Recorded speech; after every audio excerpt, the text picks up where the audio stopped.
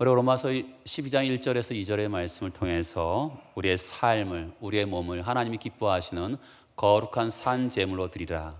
이것이 영적 예배니라 라고 같이 말씀을 나눴습니다. 우리가 예배를 마친 순간부터, 이렇게 우리가 지금 주일날 예배를 드리잖아요. 마친 순간부터 문을 열고 나가면서 삶의 예배를 드리는 것이죠.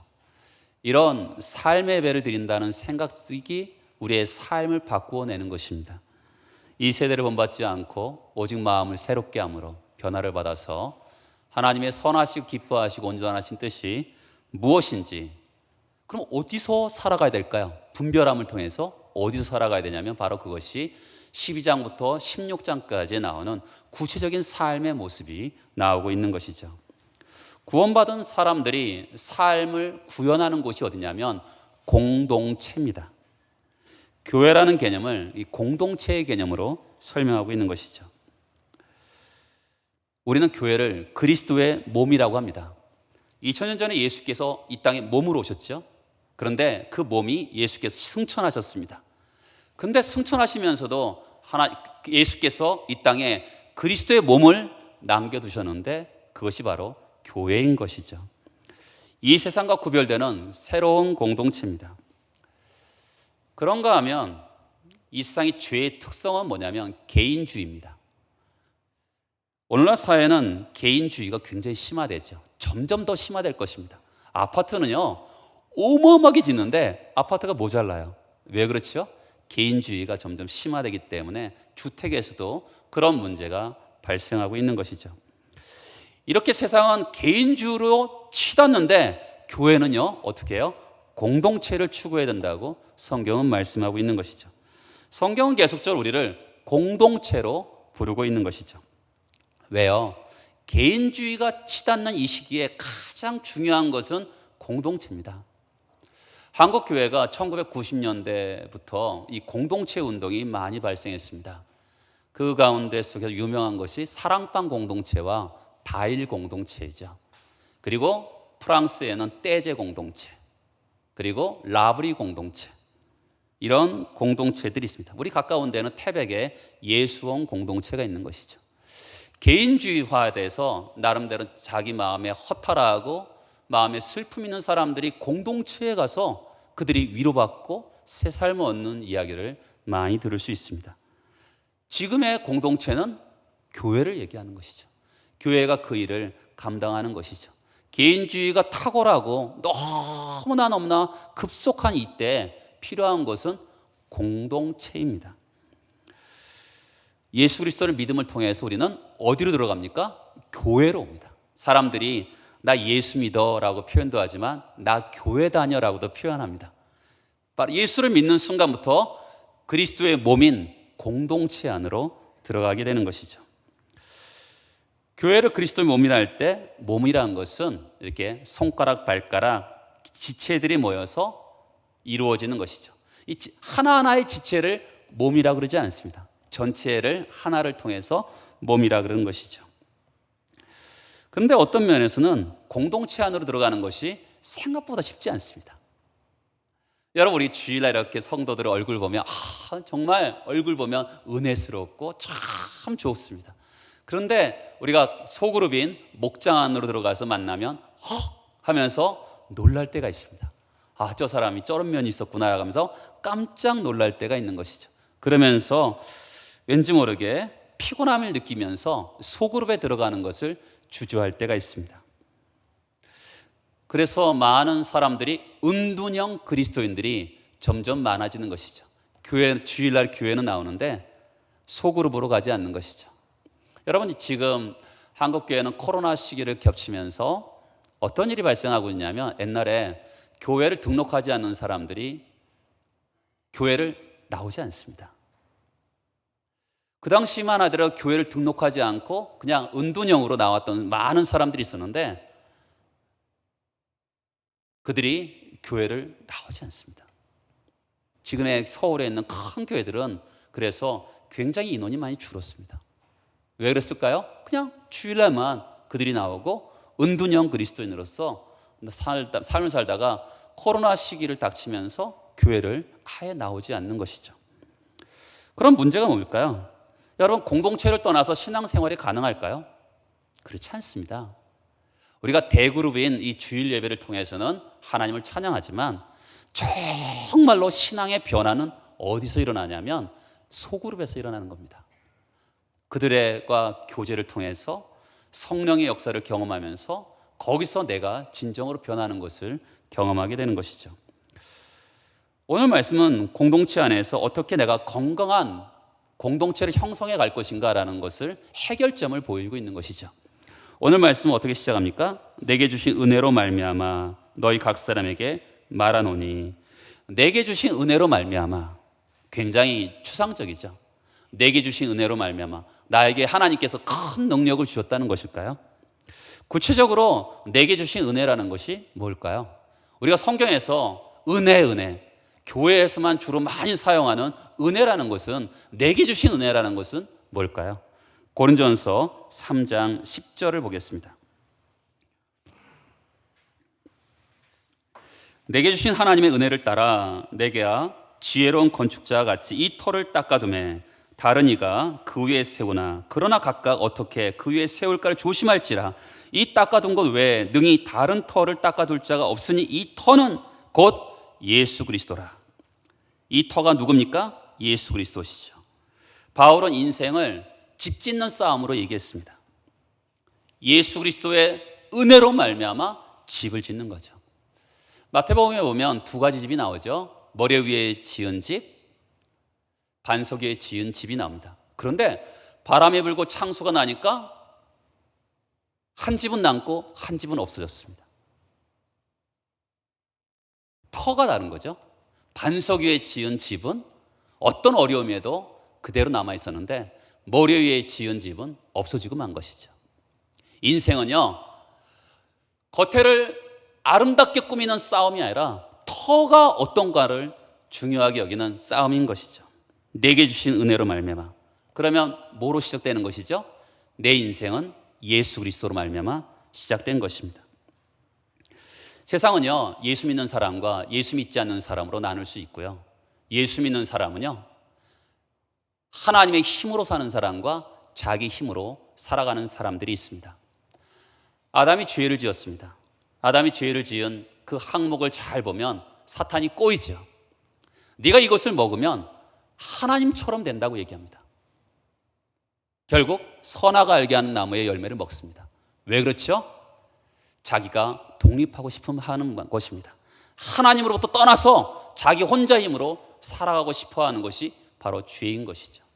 그래서 지금도 하나님께서 우리에게 말씀하십니다. 너 하나님 주신 힘으로 살래? 너의 힘으로 살래? 이렇게 말을 하는 것이죠. 사도 바울이요, 다메섹 도상에서 예수를 만납니다. 그때 그는 새롭게 인생이 시작되는 것이죠. 그의 인생은 십자가에서부터 시작되는 겁니다. 내게 주신 은혜로 말미암아라는 것은 뭐냐면, 내가 주신 십자가의 은혜로 말미암아 내가 너희를 권한다. 지금 오늘 제가는 여러분들 세 가지를 얘기하는데 다 뭐를 기초로 하고 있냐면 예수 그리스도의 은혜로 말미암아, 예수 그리스도가 주신 십자가의 은혜로 말미암아 나의 시작은 예수의 십자가로 시작되었다라는 것으로 시작하는 것이죠. 그로 말미암아 생긴 것이 세 가지인 것이죠. 첫 번째는 뭐냐면 예수 그리스도의 은혜로 말미암아 우리가 생긴 것은 자기 인식입니다. 겸손이죠. 여러분, 우리가 공동체를 형성했잖아요. 공동체에 여러 가지 갈등과 원인이 많이 있습니다. 그런데 우리는 종종 상대방 때문에 나의 갈등이 있다고 생각하는데, 잘 보면 자기 인식의 오해로부터 사실 문제가 발생하는 경우가 훨씬 더 많습니다. 오늘 말씀 12절을 잘 보세요. 12장 3절에 보면 세 가지가 나옵니다. 세 번 나옵니다. 생각. 마땅히 생각, 그 이상의 생각을 품지 말라. 믿음의 분량대로 지혜롭게 생각하라. 여러분, 3절 한 절에 한국말에서는 세 번 생각이라는 말이 나옵니다. 그런데 헬라어 단어에는 네 번 나옵니다. 그러니까 이 생각이라는 단어가 중요한 것이죠. 공동체에서 예수 그리스도로 말미암아 나에게 은혜를 주셨는데 어떤 것이 변화해야 되냐면 생각, 자기 인식, 자기 이해 수준이 바뀌어야 된다고 우리에게 말씀하고 있는 것이죠. 뭐로 말미암아요? 예수 그리스도의 은혜로 말미암아. 내가 십자가에서 죽으신 예수 그리스도를 만났어요. 뭐가 바뀌어야 되죠? 내 인식, 자기 이해가 바뀌어야 된다라고 이야기합니다. 근데 어떤 생각입니까? 마땅히 생각할 그 이상의 생각을 품지 말라고 합니다. 마땅한 생각이 뭘까요? 도덕적인 생각일까요?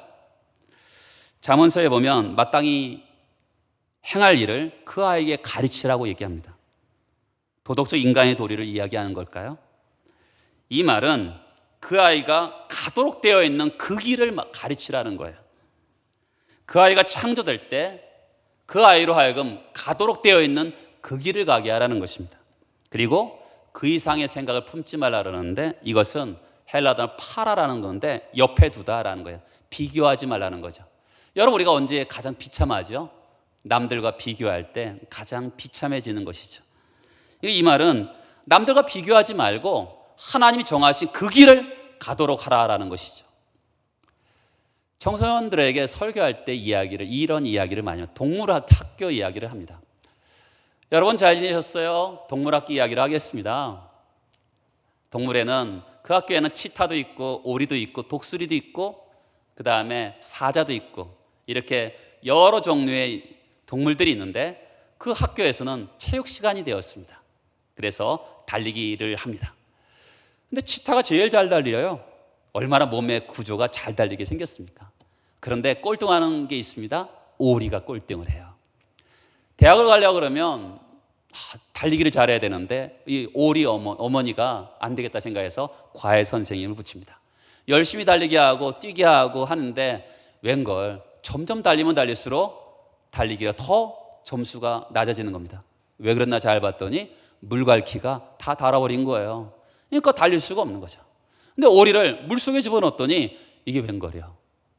이전에는 물속에 들어가면 다 1등 했는데 물갈퀴가 다 망가졌으니 이젠 그것도 안 되는 겁니다. 우리가 복음이 주는 큰 축복이 뭘까요? 그것은 예수 그리스도를 만남을 통해서 나 같은 인간도 예수가 나를 사랑하셨구나, 그분이 나를 위해서 죽으셨구나라는 것을 깨닫는 겁니다. 그렇게 또 하다 보면 남하고 비교하지 않죠. 왜냐하면 나를 사랑하시는 그 하나님 앞에 여러분 진정한 큰 은혜를 받으면 사실은 하나님과 나만 존재합니다. 그 가운데서 나만 존재하면서 나에게 베풀어 주신 그 사랑에 대해서 감격하게 되는 것이죠. 그러면서 어떻게 되죠? 성경은 내 이웃을 내 몸과 같이 사랑하라 그럽니다. 자기 몸을 사랑하는 사람이 다른 사람을 사랑하는 것이죠. 하나님의 은혜를 깊이 받았어요. 내 몸을 사랑합니다. 나를 이렇게 사랑하셨구나. 그런 사람이 바로 이웃을 사랑하게 되는 것이죠. 자기 인식이 정말 하나님께서 나를 사랑하셨다는 것을 깊이 인식한 사람만이 이웃을 사랑할 수 있게 되는 것입니다. 복음에서 나를 너무너무 사랑하셨다는 걸 깨달으면 자존감이 좋아집니다. 여러분, 자존심이 있고요, 자존감이라는 게 있습니다. 자존심이라는 거는 종종 어떤 분이 이렇게 말하는 분도 있어요. 자존심을 건드리지 마세요라고 하는 분들이 있어요. 여러분, 그런 분들은 꼭 그분이 있는 공동체는 굉장히 시끄럽습니다. 여러분, 교회라는 게 뭐예요? 죄인들이 모인 공동체 아닙니까? 서로 간에 서로 어려움이 있을 때가 많아요. 그렇죠? 그런데 자기 자존심이라는 게 얼마든지 건드려질 수 있는데 거기서 자존심을 건드렸다 싸우게 되면 얼마나 시끄럽겠습니까? 근데 자존감이라는 게 있어요. 저는 우리 청소년에게 어느 날 제가 인사를 했어요. 근데 너무 잘했어. 뭘? 야, 너무 잘했다라고 했더니 얘가 뭐라고 저한테 얘기냐면 고맙습니다라고 하는 거예요. 우리 보통 너무 잘했어요 그러면 우리는 겸양지덕을 떨어서 뭘 그래요? 잘 못해요 이렇게 하는 게 일반적인데 얘가 고맙습니다 그러는 거예요. 제가 너무 놀랐습니다. 얘는 자존감이 좋구나 라는 것을 깨달았습니다. 여러분, 그렇죠? 잘난 것은 잘났다고 얘기하는 거예요. 그렇죠? 종종 사람들이 나 잘났어 라고 막 얘기하면 여러분도 그래요 하면서 해줘야 돼요. 왜냐하면 잘난 걸 잘났다고 하는데 그것을 깎아내릴 필요는 없잖아요. 그게 자존감이 좋은 거죠. 종종 기도할 때마다 벌레만도 못한 인간이라고 기도하는 분들이 있는데 그건 자기 경멸이죠. 좋지 않습니다. 낮은 자존감을 가지고 있는 분들은 인간관계가 별로 좋지 않습니다. 자, 또 볼까요? 3절 뒤에 보면 믿음의 분량대로 지혜롭게 생각하라 합니다. 이 지혜롭게 생각하는 것은 온전한 정신으로 정확하게 생각하는 거예요. 근데 믿음의 분량이죠. 분량이라고 하면 우리 크기, 양을 생각하죠. 믿음이라는 것은 자기 확신입니까? 예수 그리스도가 주신 믿음의 선물입니까? 예수 그리스도가 주신 믿음의 선물인 거죠. 근데 믿음의 분량이란 게 뭘까요? 이것은 역할을 얘기해요. 어떤 역할을 얘기합니다. 80세가 넘은 명사의 부인이 신문 기자가 인터뷰를 했습니다. 그리고 사진을 달라 그랬더니 사진을 같이 찍읍시다 했더니 20세 때의 사진을 주더래요. 어느 유명한 배우가 늙은 모습을 사람들에게 보이고 싶지 않아서 은둔형으로 사람들 보지 않는 곳에 숨어 살게 되었습니다. 왜냐하면 미모로 인정받았던 사람이 많은 사람들에게 늙음을 보여주고 싶지 않은 것이죠. 하지만 과거의 영광에 연연하지 않고요, 지금의 나를 인정해야 됩니다. 여러분, 아픈 것도 인정해야 돼요. 늙은 것도 인정해야 됩니다. 힘들어도 자신이 처한 상황을 냉정하게 인정해야 돼요. 망했어요? 인정해야 되죠. 죄를 지었어요? 인정해야 됩니다. 그게요, 믿음의 분량대로 생각하는 거예요. 자기의 믿음에 주신 역할을 그대로 인정하는 거예요. 최빛나 양이라는 분이 있어요. 이분이 초등학교 때 자동 화물차로 부딪혀서 머리에 해마가 망가졌어요. 그때는 괜찮았는데 고등학교 들어와서 이것이 간질 증상이 발생합니다. 고3 때 공부를 한참 해야 될 때 하루에 10번씩 발작이 일어나는 거예요. 근데 이 학생은 시간 틈틈이 공부를 해서 미국의 유수한 대학에 합격하고 이화여대를 합격했어요. 근데 이 친구가 이화여대를 선택해서 들어갑니다. 그 사람이 그래요. 내가 사람들이 고난이 닥치면 다 점을 치는데 자기에게 이미 고난이 닥쳐왔다는 것이죠. 그로 인해서 자기의 인생이 소중하게 느껴지고 장애인들을 고난도 볼 수 있게 됐다는 것이죠. 불리한 상황에서도 자기의 상황을 그대로 인정하는 거예요. 그럴 때 평안과 능력이 있는 거예요. 밤낮 이러면 될까요? 나는 이러고 살 사람이 아니야. 내가 왜 이렇게 살아야 돼? 이러면요, 어떤 응답도 없어요. 자신을 인정하지 않으면요, 기도할 수 없어요. 그렇죠? 자기의 지금의 상황을 인정해야지만이 거기서부터 기도가 시작되는 거 아니겠습니까? 자기를 주제를 인정해야 되죠. 그렇지 않으면 허공을 치는 거죠. 믿음의 분량대로라는 것은 바로 그거예요. 지금의 상황을 그대로 인정하면서 생각하고 활용하라는 것이죠. 성경에 보면 하나님이 우리를 걸작품으로 만들어 놓으셨다 그래요. 여러분, 우리 상품이 아니죠. 상품은요, 버릴 수 있어요. 그렇죠? 근데 걸작품인 것은 절대 버릴 수 없잖아요. 우리를 그런 작품으로 보는 것이죠. 하나님이 나를 바라보는 그 모습으로 나를 바라보는 것이 필요한 겁니다. 하나님이 나를 사랑하는 그 모습으로 그대로 나의 위치를 그대로 인정하면서, 그럴 때 은혜로 말미암아 삼은 나의 자기 인식으로 말미암아 공동체가 어떻게 해요? 평안해지겠죠. 두 번째는 은혜로 말미암아 생긴 것은 지체의식입니다. 4절에 보면 우리가 한 몸에 많은 지체를 가졌으나 모든 지체가 같은 기능을 가진 것이 아니니 이와 같이 우리 많은 사람이 그리스도 안에서 한 몸이 되어 서로 지체가 되었느니라. 교회를 설명할 때 그리스도의 몸이라고 비유합니다. 몸을 한번 생각해 보세요. 여러 가지 지체들 있죠. 눈, 코, 입 다 있어요. 그런데 각자의 역할이 있죠. 신비한 것은요, 눈도 자기만을 위해서 존재하지 않아요. 자, 보시겠어요? 5절에 보면 서로 지체가 되었느니라. 이 서로라는 말이 중요합니다. 서로에게 지체가 돼요. 눈은 눈만을 위해서 존재하지 않습니다. 서로에게 지체가 되어주는 것이죠. 서로를 위해 지체가 되는 거죠. 우리의 정체가 뭐예요? 지체입니다. 교회는요, 다양성이 있어요. 오른손이 하는 것과 왼손이 하는 게 다르고요, 손가락마다 달라요. 다양성이 있습니다. 그래서 여러분, 교회는 조직이 아니에요. 유기체고 생명 공동체입니다. 그래서 세상의 조직은 어떻습니까? 회사를 보세요. 어느 날 사업이 하다가 안 되면 그 팀 전체를 없애버립니다. 그냥 없애버려요. 조직이니까. 그런데 교회는요, 그럴 수가 없어요. 유기체이기 때문에, 생명 공동체이기 때문에 그냥 없애버릴 수가 없는 거예요. 그대로 품고 가는 거죠. 신자에게는 중요한 것은 다양성을 즐기는 겁니다. 다 달라요. 그렇죠? 배운 것도 다르고요. 어렸을 때부터 신앙의 경험도 다르고 은혜를 체험한 것도 다 다릅니다. 어떤 사람은 다혈질적인 사람이 있고요. 어떤 사람은 우울질적인 사람도 있어요. 어떤 사람은 열심히 일을 하는 사람이 있는가 하면 어떤 사람은 굉장히 말썽 피우는 사람도 있어요. 말썽 피우는 사람을 없앱니까? 아니죠. 유기체이기 때문에 그냥 품고 가는 거예요. 왜요? 말썽 피우는 사람 우리로 하여금 기도하게 하는 것이죠. 그로 하여금 하나님 앞에 나가게 하는 사람입니다. 다양성이라는 건 굉장히 중요합니다. 일본은 없다. 여러분, 정치가였던 전여옥 씨가 쓴 책이에요. 굉장히 오래전에 쓴 책입니다. 여기서 일본에게 배울 것은 없다라는 내용입니다. 일본은 획일적인 문화라고 써 있어요. 근데 선진 문화는 어떻습니까? 다양한 문화가 있어야 되는데 일본의 문화는 그런 다양한 문화를 지향하는 것이 아니라 획일화되는 방향으로 가고 있다는 것이죠.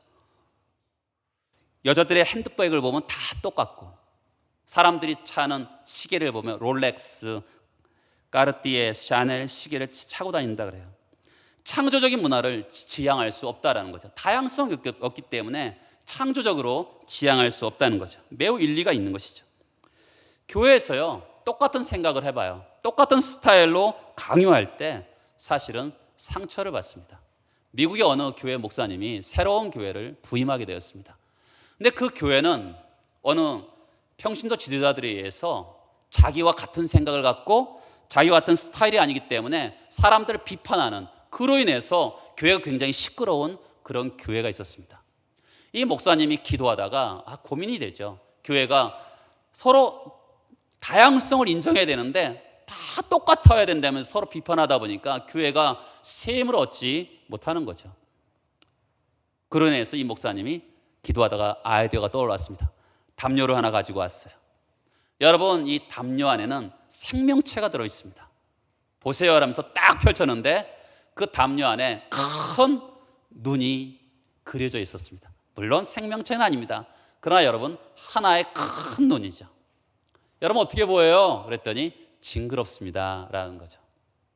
그렇습니다.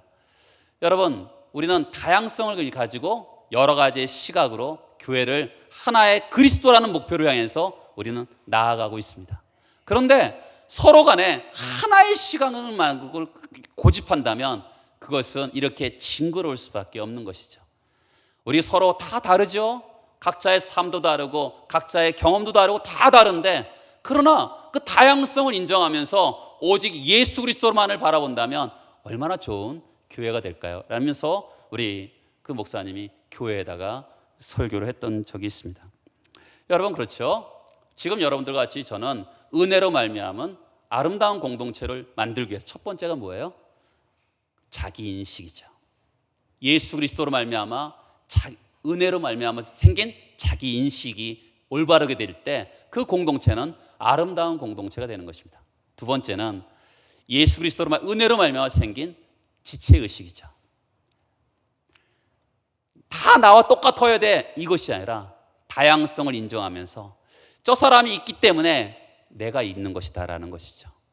그렇죠? 그런 의식이 있을 때 다양성을 인정하면서 그 공동체는 아름답게 펼쳐나갈 수 있게 되는 것입니다. 세 번째는 은사입니다. 자, 6절, 7절, 8절이에요. 우리에게 주신 은혜대로 받은 은사가 각각 다르니 혹 예언이면 믿음의 분수대로, 혹 섬기는 일이면 섬기는 일로, 혹 가르치는 자면 가르치는 일로, 혹 위로하는 자면 위로하는 일로, 구제하는 자는 성실함으로, 다스린 자는 부지런함으로, 긍휼을 베푸는 자는 즐거움으로 할 것입니다. 은혜를 주셨어요. 은혜로, 여러분, 하나님께서 은혜로 우리에게 은사를 주셨어요. 그것으로 섬기면 되는 겁니다. 저는 하나님께 쓰임받는 것이 가장 축복이라고 생각하는 사람입니다. 하나님께서 우리에게 은사를 주셨는데 그 은사로 하나님께 쓰임받는다. 얼마나 큰 축복입니까? 종종 교회에서 보면 나이가 들어서 나는 연약해서 하나님 앞에 쓰임 받을 수 없다고 하는 분들이 있어요. 여러분, 오병이요, 그 아이가 혼자 먹을 수 있는 음식이었습니다. 그런데 그 연약한 것을 하나님께 드렸더니 5천 명이나 먹고 남는 음식이 되었습니다. 그러니까 연약하지만 하나님께서 주신 은사를 주님께 드리기만 하면 주님께서 나를 써주시는 것이죠. 태도가 중요한 것입니다. 나는 못해가 아니라 하나님, 나에게 주신 은사를 제가 마음껏 주님께 드릴 테니까 주님 나를 써주세요라는 태도가 중요한 것이죠. 그러면 은사는 어떻게 발견할 수 있을까요? 교회마다 다르지만 세가적으로 하면 어느 교회는 은사 체크리스트를 하면서 이렇게 은사를 발견하는 분들이 있어요. 그래서 한 교회는 한 사람은 한 봉사를 원칙으로 한다라는 것이 일반적인 교회 원칙입니다. 은사가 무엇인지 잘 모르기 때문에 은사 체크리스트를 보면 이렇게 체크하면서 어떤 은사가 있는지 그것이 분별이 됩니다. 생각해 보세요. 여러분, 교회가 섬기는 사람보다 섬김을 받는 사람들이 더 많다고 생각해 보세요. 그 교회는 무너집니다. 2톤짜리 화물차에다가요 5톤짜리 화물을 실어 보세요. 무너지죠. 그러니까 각자가 섬기는 사람들이 하나하나 자기의 것을 섬겨야지만이 그 교회는 활발하게 일어날 수 있게 되는 것이죠. 그러면 은사가 어떻게 발견할 수 있을까요? 첫 번째는 남들보다 잘하는 것을 찾으면 돼요. 성격이 급한 사람은 급한 대로, 얌전한 사람은 얌전한 대로 중보의 은사를 가지고 하면 됩니다. 남의 은사를 부러워할 필요도 없고요, 무시할 필요도 없어요. 내가 잘하는 것을 하면 됩니다. 두 번째는 그 일을 기쁨으로 할 수 있냐는 거죠. 여러분, 기쁨이 없으면 열정이 안 생겨요. 열정이 있어야지만 계속 그 일을 감당할 수 있는 것이거든요. 그러니까 우리가 내가 그 일을 하면서 기뻐하나, 이것이 중요합니다. 세 번째는 열매가 있어야 돼요. 종종 어떤 분들은 자기만 기쁜 사람들이 있어요. 열매가 없어요.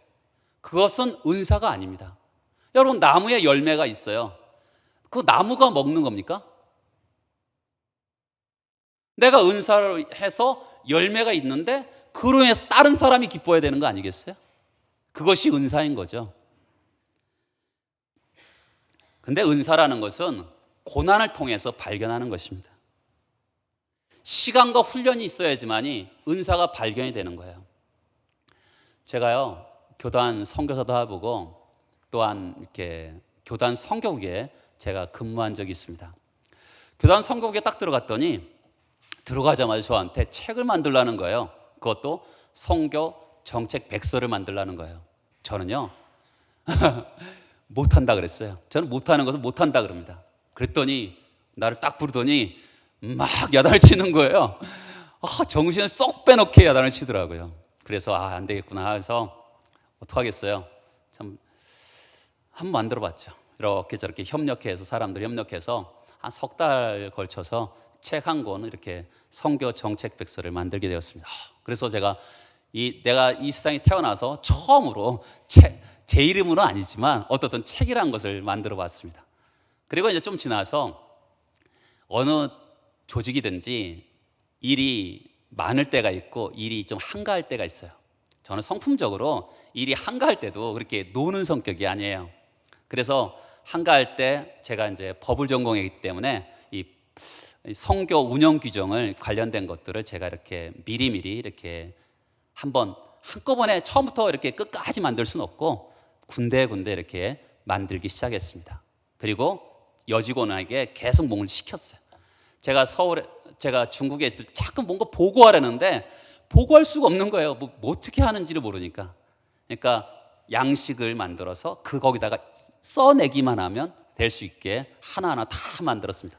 그러니까 양식을 한 100여 개 이상을 만들었어요. 할 수 있는 거 다 만들었어요. 그래서 이제 결국 책을 하나, 또 선교 운영 규정이라는 책을 만들게 되었고 그것을 지금까지 쓰고 있어요. 우리 교단 선교 행정으로 지금까지 원칙으로 해서 법을 해서 쓰고 있어요. 그러면서 나에게도 이런 게 있구나라는 것을 발견하게 되었죠. 그리고 이제 부목사를 가게 되었어요. 부목사 가게 되는데 갔더니 나한테 어떤 부목사님이 두 개를 하고 있었어요. 전도와 교육을 하고 있었습니다. 저는 옛날부터 전도를 주로 전도 훈련을 참 많이 했어요.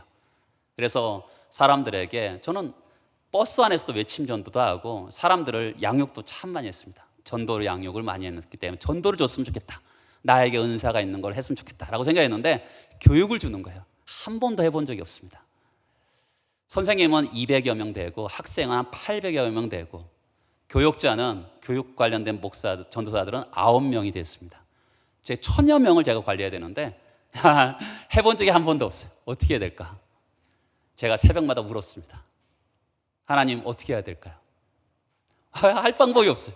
제가 어떤 전문가도 아니고 할 방법이 없어서 제가 울었습니다. 기가 막혀서. 근데 하다 보니까 하나님께서 저에게 행정적인 은혜를 주시고 그걸 관할하게 하셔서 좋은 열매를 맺게 했어요. 거기서 또 작년 교육도 하면서 하나님께서 저에게 열매를 주시더라고요. 너무너무 감사했습니다. 그리고 이제 강릉에 왔습니다. 강릉에 왔는데 왜 이렇게 설교가 많습니까? 새벽 예배부터 금요 기도회, 또 수요 예배, 주일 오전, 주일 오후 기가 막히게 많더라고요. 끝이 없습니다. 처음에 왔을 때는 그래도 예전에 설교했던 것을 가지고 3개월은 버텼는데 3개월 지나니까 어렵더라고요. 교회는 여러 가지 해야 될 일이 많고 3개월이 지나서 그래도 해나갔습니다. 1년이 지나가니까 할 게 없더라고요. 진짜입니다. 할 게 없어요. 성도들은 듣고 있지만 나 자신이 너무 힘든 거예요. 나 자신이 이거 어떻게 하지? 막 헤매는 게 스스로 제가 느껴집니다. 어떻게 하지? 그래서 제가 박사과정을 들어갔습니다. 들어가서 어떤 분이 저한테 그러더라고요. 자기는 새벽 예배 설교를 3시간 준비한대요. 저 그때 15분 준비했습니다. 할 게 많으니까 15분 준비하기도 바빠요. 그때 그 얘기를 듣고서 제가 1시간 반을 준비하게 되었습니다. 그러다 보니까 주일 설교가 좋아지더라고요. 그러다 저도 어느 날 3시간을 준비한 적이 있습니다. 새벽 예배를 3시간을 준비합니다. 그럴 때가 있습니다. 여러분 한번 해보시겠습니까? 주일 새벽 예배 3시간, 수요 예배 준비하고. 수요 예배가 제일 어렵습니다. 설교를 제일 길거든요. 주일 예배는 찬양이라도 있지 수요 예배는 별로 없습니다. 설교 외에는 없어요. 금요 기도도 해야지. 다 해보세요. 제가 어느 날 제가 죽을 것 같더라고요. 이러다 죽겠다 이럴 때가 있더라고요. 그런데 하다 보니까 그것도 고난을 당하고 하다 보니까 은사가 되더라고요. 자, 이렇게 보면서 은사라는 게 뭘까라고 생각이 드는데 전혀 할 수 없던 것들을 맡기다 보니까 하는 거예요. 저는 한 번도 목회를 하면서 똑같은 걸 해본 적이 없어요. 왜 그랬을까? 어떤 사람들은 청년회를 잘하면서 그것만 가지고 교회를 부흥시킨 사람들이 있는데 저는요 한 번도 똑같은 걸 할 수가 없게 하시더라고요. 참 이해가 안 돼요. 지금도 옛날에 제가 잘했던 전도, 그 다음에 선교, 그 다음에 교육, 지금의 여기서 설교 한 번도 똑같은 게 없어요. 그러나 그 가운데 속에서 하나님께 고난을 통해서 어떻게든 저에게 은사를 발견하게 하시는 것이죠. 우리 종종 이런 분들이 있습니다. 오른손은 밥을 먹으면서 나는 맨날 일만 하지, 혀가 즐겁고 나는 왜 일만 하지? 이렇게 불만을 하는 오른손이 있었어요. 그런데 잘 생각해 보세요. 먹었더니 그것이 힘으로 다시 오른손으로 돌아오는 거 아니겠습니까? 교회에서도 그렇죠. 나는 왜 물질만 투자하고 맨날 몸으로 봉사하고 왜 이렇게 힘만 들지? 나에게 남는 게 뭐야? 이렇게 생각하는 분들이 있습니다. 근데 여러분 잘 생각해 보세요. 내가 잘 섬기면 그 공동체가 좋아지면서 결국 내가 좋아지는 거 아니겠습니까? 그렇죠? 여러분 그런 거예요. 몸이라는 게 그런 겁니다. 종종 나이가 드시면서 이게 하나님의 일을 뒤로 물러나는 분들이 많습니다. 근데 여러분 오늘 말씀 잘 보세요. 위로하는 자면 위로하는 일로. 여러분 위로의 은사 어때요? 90이 넘어서도 할 수 있지 않겠습니까? 그렇죠? 8절에 보면 구제하는 은사. 여러분 90이 넘어도 구제하는 은사 없어집니까? 안 없어집니다. 세상에서는 은퇴가 있지만 하나님 나라에서는요 은사가 있으면 얼마든지 건강이 허락하나 다 할 수 있습니다. 90세에도요 제자양육 할 수 있습니다. 건강이 허락하나 다 할 수 있어요. 은사가 있는 한 할 수 있는 거예요. 제가 예전에 교회 선교 때 뒤에 머리 하얀 권사님이 찬양대에 계셨던 분이 계세요. 머리 하얀 천사가 있네요 라고 했어요. 근데 그분이 저를 찾아왔어요. 강릉으로 찾아왔어요. 저는 그 말 한 기억도 없는데 그분이 나한테 그러더라고요. 그렇잖아요. 나이가 들어서도 얼마든지 찬양할 수 있지 않겠습니까? 하나님을 향해서 얼마든지 할 수 있는 거예요. 공동체를 섬기는 일에는 은퇴가 없어요. 세상에서는 은퇴가 있는데요, 하나님 나라에서는 하나님 나라 갈 때까지 없는 거예요. 중보기도의 은사가 있으면 누워서 못 하겠습니까? 다 하는 거예요. 일평생 은사를 사용할 수 있는 것이죠. 신약의 교회, 예루살렘 교회는 굉장히 모범적인 교회였습니다. 그 교회의 모습을 통해서 많은 사람들이 거기에 영향을 받은 것이죠.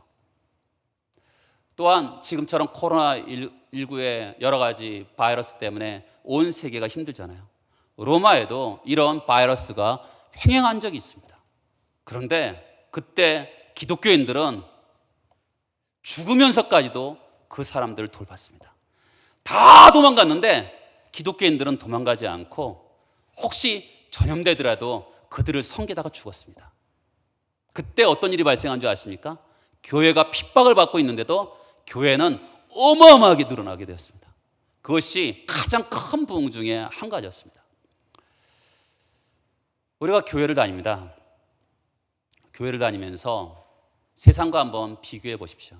세상에서 우리는 종종 우리 자녀 대학에 합격했어, 우리 자녀 삼성에 들어갔어, 이렇게 자랑을 합니다. 그런데 자기의 어려운 이야기는 하지 않습니다. 교회에서도 마찬가지죠. 좋은 이야기는 하는데 나쁜 이야기는 하지 않습니다. 그러면 세상과 교회가 뭐가 다르겠습니까? 똑같죠.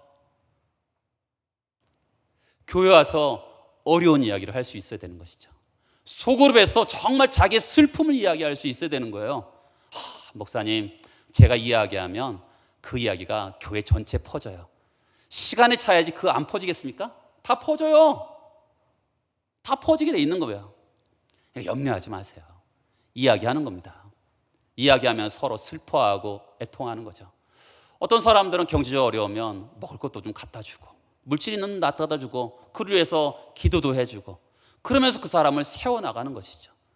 그럴 때 그 교회가 아름다운 공동체가 되고, 사람들이 봤을 때, 세상 사람들이 봤을 때, 저기에 정말 하나님의 기적이 있는 거구나, 하나님의 사랑이 있구나, 그것을 보고 사람들이 몰려오는 거 아니겠습니까? 그것은 한 사람으로부터 시작되는 겁니다.